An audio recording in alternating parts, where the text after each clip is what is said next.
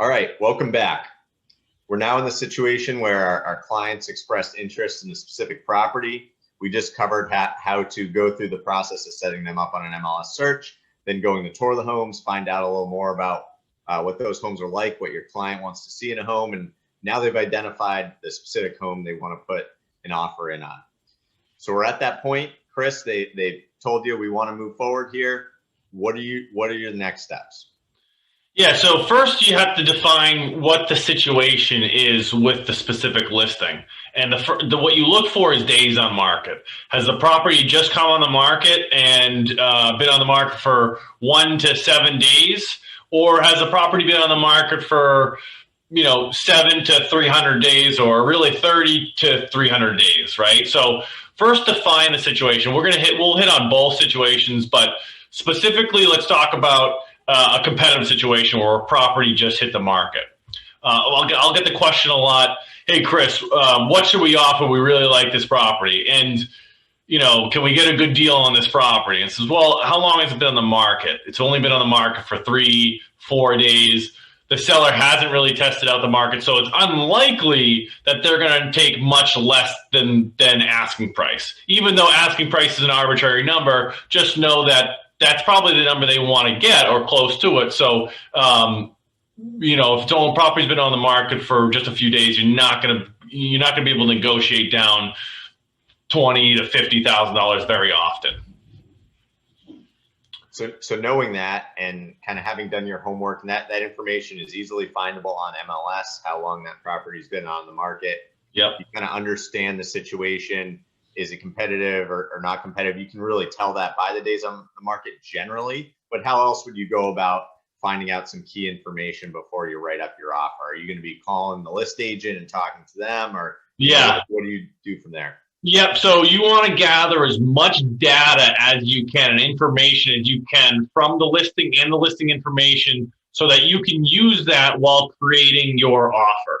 Now, how do you get data? First thing you do, besides all the information on the listing sheet, is make a relationship with that listing agent. It's super important for that listing agent to know who you are, because you're going to be calling that listing agent while you're drafting that offer and right before you submit the offer, and you want that listing agent to know you, feel comfortable to give you more information that they have maybe given another agent, right?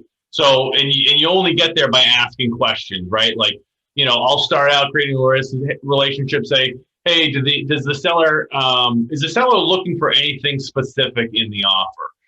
Why are they selling? What's their motivation? Maybe their motivation isn't necessarily price and they want a sure deal, or they need to close very quickly. So you can adjust your offer. You'll gather this information, get the relationship, and adjust your offer to meet the seller's needs while also working with your client and helping them, purchase the property. That's such a key point, and we have a whole section on negotiation strategy that we'll get into in future videos. But that negotiation investigation really is critical because it gives you the greatest opportunity to work with the most information and put in the most competitive offer, especially in relation to other offers that are coming in. In addition, if you build that relationship with the seller's representative, that seller's agent, that is such a key point, because ultimately they're looking at you as your client's representative, and the more they trust you and the more they have a positive relationship, a working relationship with you, the more likely they're going to advise their client that this is a situation that will be beneficial to them if they accept your client's offer and move forward. You are the face of your client. So if you are standoffish, if you're confrontational, if you're unprofessional, that is going to, whether it's consciously or subconsciously, lead that listing agent into a situation where they might not recommend to their seller, their client, to move forward with the offer your clients are putting in. And so really, you want to build that positive relationship. It's not going to hurt the situation at all. If anything, you'll get more data, you'll get more information, and you'll put a positive light on yourself and your clients and make it more likely for those sellers to accept the offer. And so now that you're at the point you've kind of discovered the information that's available, You've relayed that to your client. You've set expectations with them, let them know how competitive the situation is. Where are you going from there? Yeah, the next thing you're going to do is draft the offer and set yourself up. Well, two things you need to know before you draft the offer actually is there an offer deadline? You need to ask the listing agent, is there offer deadline? And if there is, will the seller review offers before that deadline? Can you get an offer very competitive where they might decide to go with yours before seeing any others? If they say yes to that, then you put that offer in very quickly. Also, if they say no, they don't have an offer deadline, then it's very important to move quickly and submit the offer. That way, when you're submitting the offer and you're the first offer to come and it's competitive, the seller doesn't know what to do, and you might force the seller's hand to say, wow, this is a really good offer. It's got a quick expiration date. I'm going to jump on this offer because I don't want to lose it, and I don't know what else anyone else is going to offer, right? So you have to know those two things.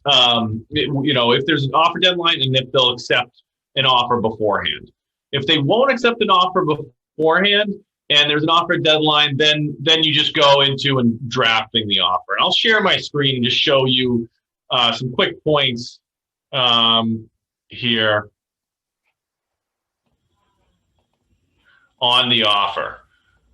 So this is the standard Massachusetts MAR form that we make with all our clients. So a couple key points. So the purchase price, when I'm drafting it, sometimes I'll leave it blank. But just something to note with the purchase price, don't offer if it's a competitive situation, in increments of 5,000.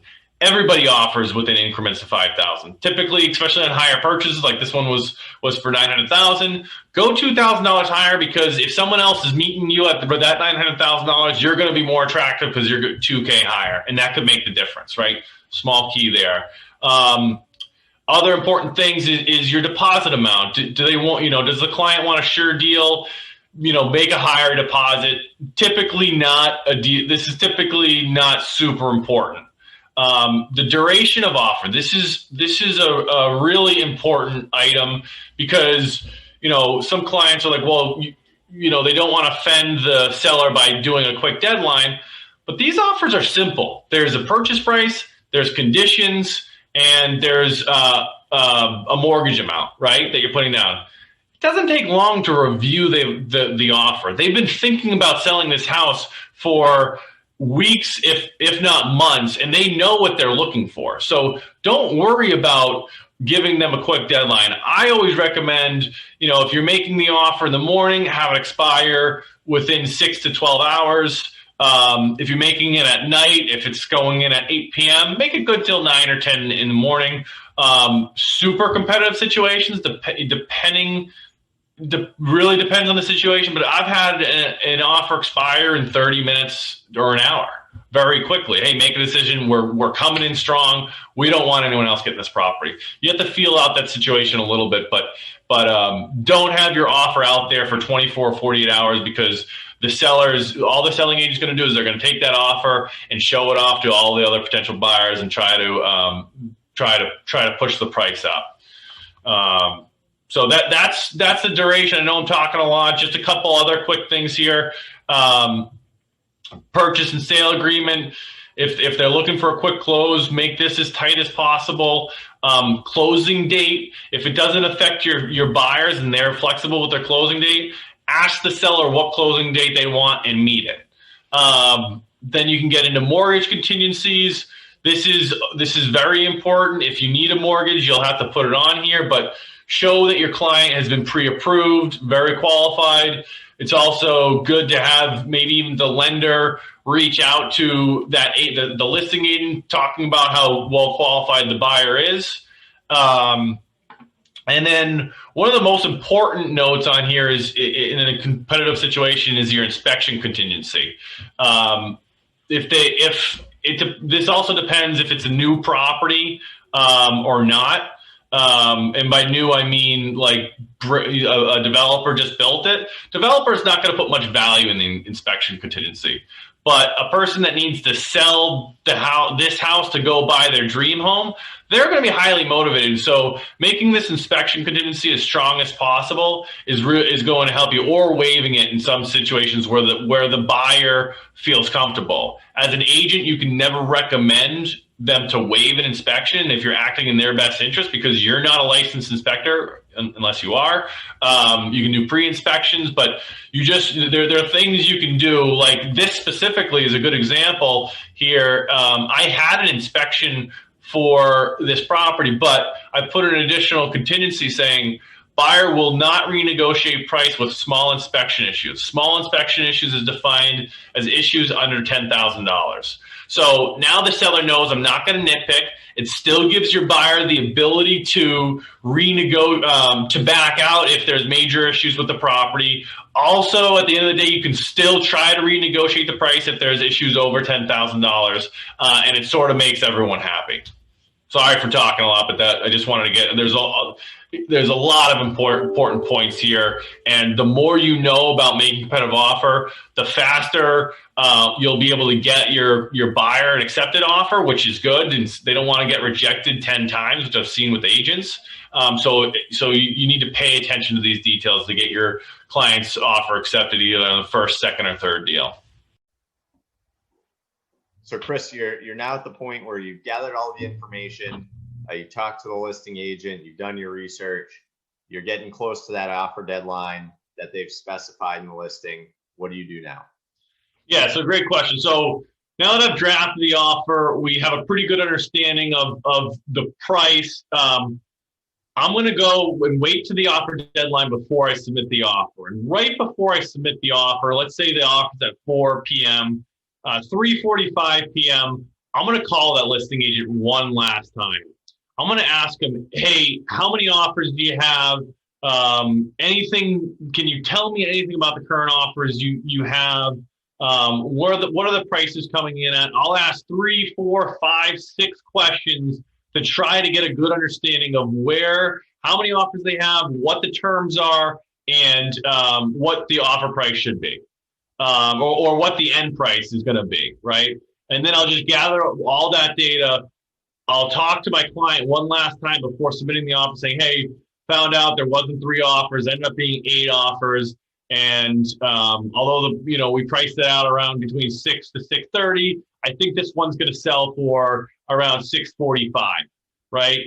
And then you let them make the decision on where they want to make the offer after you've given them that information. If you haven't gotten any information from the listing agents, the best listing agents don't give out much information to leave everyone in the dark, so they just really will submit the highest offer. It might be important, or I'll put an escalation clause in the offer, so my clients aren't super high when they purchase and on their offer price, but also have offered the maximum amount they're willing to go up on the property. And if they don't get it, they're fine not getting it, because that's as high as they were willing to go. Absolutely. That's a great strategy, using that escalation clause. It's usually good to run that by the listing agent, before you put it in, so they understand what exactly you're asking for in that escalation clause. But that's really a viable strategy, and it helps, in a competitive situation, your client get to that price that the seller is looking for without going way above and beyond the next highest offer. Absolutely. So that's in a competitive situation where you have a lot of other offers that you're competing against. You're going up against other buyers on a tight deadline. What if you find yourself in a situation where the property's been on the market 60, 90, 180 days? Through your research, you understand that there's no other offers in place right now, and you have the ability to have a little more wiggle room with negotiations. How do you approach that type of situation? Yeah, that's a great situation to be in, because now there's no competition, and your buyer really has all the power if they're interested in the property, right? A lot of buyers get scared, like, what's wrong with this property? Why is it still on the market? What's the issue? And 99% of the reason why a property comes back on the market after being under contract or is sitting on the market is just because it was overpriced. Okay, so that just allows you to have more negotiation power You can do your comparative market analysis and give you the value of the price, and then you can start negotiating.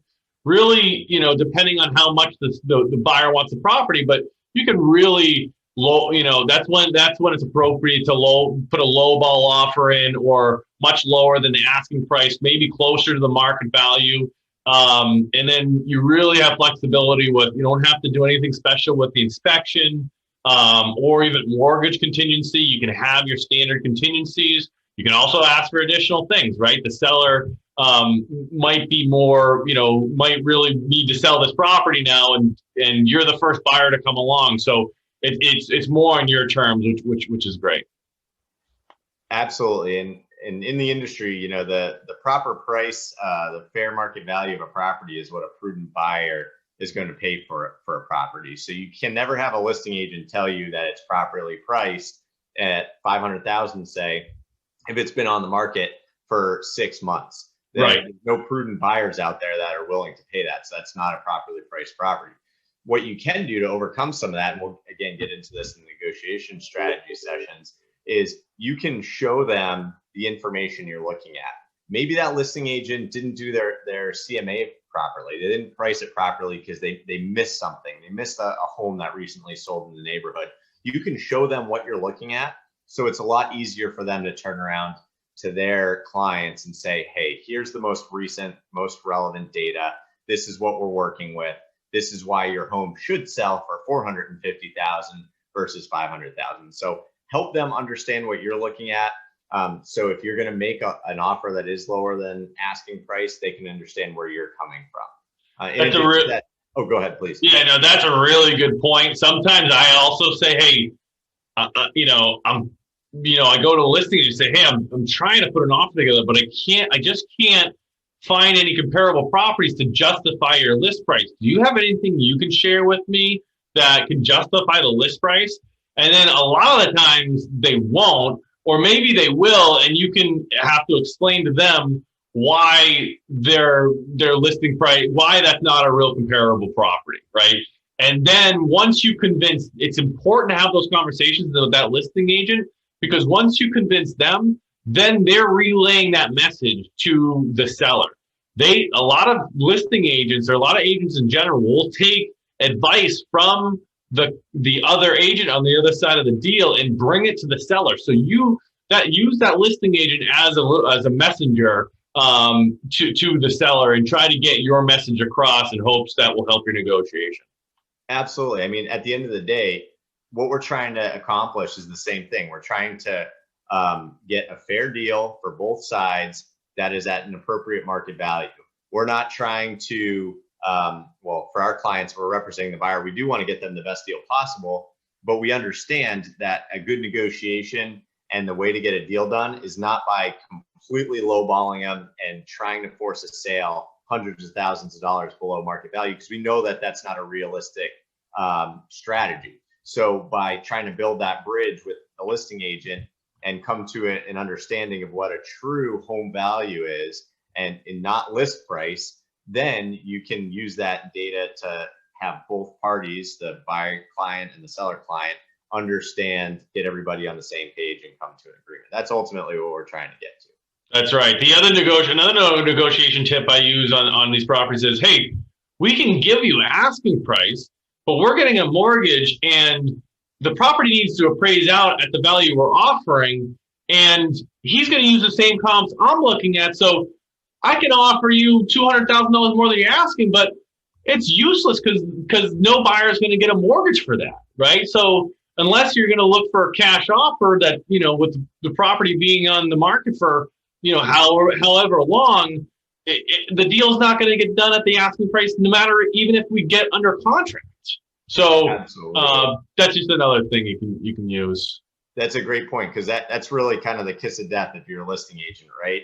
If you have a property that goes under agreement and it's completely off the market, no one is coming to look at that for 30 days, and then the deal falls apart and you have to remarket that, but your days on market doesn't reset, you're in a whole lot of trouble. So they do not want to enter into the situation where the deal will fall apart in 35 days. And we don't want to put our clients in that situation either. Absolutely. So we're at the point now where the offer is in, We've covered both competitive situations, non-competitive situations. We also have some trainings on how to manage the process after a contract goes under. So hopefully in this case, your client has an accepted offer, they go under contract. If you'd like to check out how to manage that process, we have some other videos on that. Otherwise, thanks for joining us. I appreciate it as always, Chris. Thank you.